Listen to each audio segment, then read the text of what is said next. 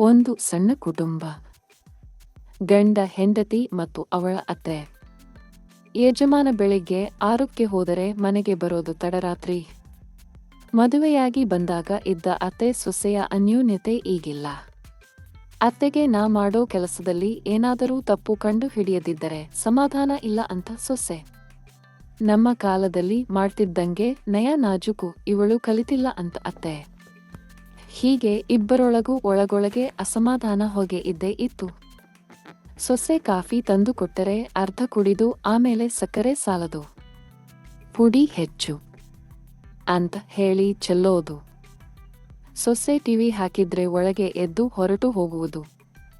ಹೀಗೆ ಏನು ಮಾಡಿದ್ರೂ ತಪ್ಪು ಅನ್ನೋ ಹಾಗೆ ಮಾಡುತ್ತಿದ್ದರು.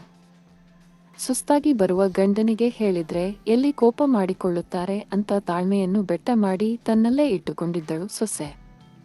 ಒಂದು ದಿನ ಹಾಲು ಬೇಕು ಅಂತ ಅಂದಾಗ ಇಲ್ಲ ಅಂತ ಅಂದರೆ ಕೋಪ ಮಾಡ್ಕೋತಾರೆ ಅಂತ ತಾನೇ ಅಂಗಡಿಗೆ ಹೋಗಿ ಹಾಲು ತಂದು ಕಾಸಿ ಬೂಸ್ಟ್ ಹಾಕಿ ಕೊಟ್ಟು ಒಳಗೆ ಹೋದಾಗ ಲೋಟ ಕೆಳಗೆ ಬಿದ್ದ ಶಬ್ದ ಕೇಳಿ ಓಡಿ ಬಂದರೆ ಹಾಲೆಲ್ಲ ಚೆಲ್ಲಿ ಹೋಗಿದೆ.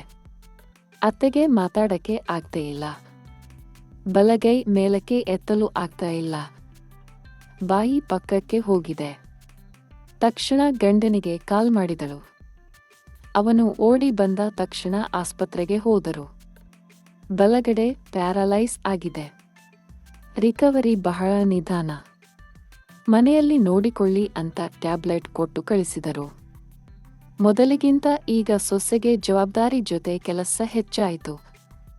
ಮನೆಗೆ ಬಂದು ನೋಡುವ ನೆಂಟರು, ಸ್ನೇಹಿತರು, ದಿನವೂ ಯಾರಾದ್ರೂ ಇದ್ದೇ ಇರ್ತಾರೆ. ಬರೋರೆಲ್ಲ ಅಡ್ವೈಸ್ ಮಾಡೋರೆ. ಮತ್ತೆ ಅತ್ತೆನ ಚೆನ್ನಾಗಿ ನೋಡಿಕೋ ಅಂತ. ಆಯ್ತು ಅಂತ ತಲೆ ಅಲ್ಲಾಡಿಸಿದ್ದಳು. ಒಂದು ದಿನ ಬೆಳಗ್ಗೆ ಕಾಫಿ ತಂದು ಕುಡಿಸೋಣ ಅಂತ ಫೋನ್ ತರಕ್ಕೆ ಒಳಗಡೆ ಹೋದಾಗ ಅಕಸ್ಮಾತ್ ಹಿಂದೆ ತಿರುಗಿ ನೋಡಿದ್ರೆ ಎಡಗೆಯಿಂದ ಬೇಕಾಗಿನೇ ಲೋಟ ಕೆಳಗೆ ತೆಗೆದು ಹಾಕಿದ್ದು ಕಂಡಾಗ ಬಹಳ ಕೋಪ ಬಂತು. ಇನ್ನೊಂದು ದಿನ ಹೀಗೆ ಮಾಡಿದ್ರೆ ಕತ್ತು ಹಿಸುಕಿ ಸಾಯಿಸ್ತೀನಿ ಅಂತ ಸುಮ್ಮನೆ ಕತ್ತಿನ ಬಳಿ ಕೈ ಇಟ್ಟು ಹೆದರಿಸಿದೆ. ಬೇರೆ ಕಾಫಿ ತಂದು ಕುಡಿಸಿದಳು. ಅದೇ ಸಮಯಕ್ಕೆ ಗಂಡ ಬಂದು ಸೀದಾ ಅಮ್ಮನ ಹತ್ತಿರ ಬಂದು ಕುಳಿತ. ಅಮ್ಮ ಕೈ ಸನ್ನೆ ಅಲ್ಲಿ ತೋರಿಸಿದರು. ಮಗ ಅದಕ್ಕೆ ಕೇಳಿದ, ಅವರು ಏನು ಹೇಳಿದಳು ಎಂದು. ಏನ್ರೀ ಅಷ್ಟು ಗೊತ್ತಾಗೋದಿಲ್ವಾ? ಅವರು ಹೇಳುತ್ತಿದ್ದಾರೆ ಅವರ ಕತ್ತಿನಲ್ಲಿರುವ ಸರಾನ ಸೊಸೆಗೆ ಬಿಚ್ಚಿಕೊಡು ಅಂತ. ಮಗ ಸರ ಬಿಚ್ಚಿ ಹೆಂಡತಿ ಕುತ್ತಿಗೆಗೆ ಹಾಕಿದ. ಅದಕ್ಕೆಲ್ಲ ಏನು ಅವಸರ ಅಮ್ಮ, ಮಲಗು, ನಾನು ಹೋಗ್ತೀನಿ ಅಂತ ರೂಮಿಗೆ ಹೋದ. ಕತ್ತಿನಲ್ಲಿದ್ದ ಸರ ತೋರಿಸಿಕೊಂಡು ನಗುತ್ತಾ ನಿಂತಿದ್ದಳು ಸೊಸೆ. ಆದರೆ ಅಲ್ಲಿಂದ ಸೊಸೆ ಏನು ಹೇಳಿದ್ರು ಸುಮ್ಮನೆ ಒಪ್ಪಿಕೊಳ್ಳುತ್ತೆ ಇದ್ರು ಬೇಕೆ. ಅವಳಿಗೂ ಸಮಾಧಾನ. ಬೇಗ ಹುಷಾರಾಗಿ ಅಂತ ಆಗಾಗ ಹೇಳೋದು ಕೇಳಿ ಅತ್ತೆಗೂ ಸಮಾಧಾನ. ಧನ್ಯವಾದಗಳು.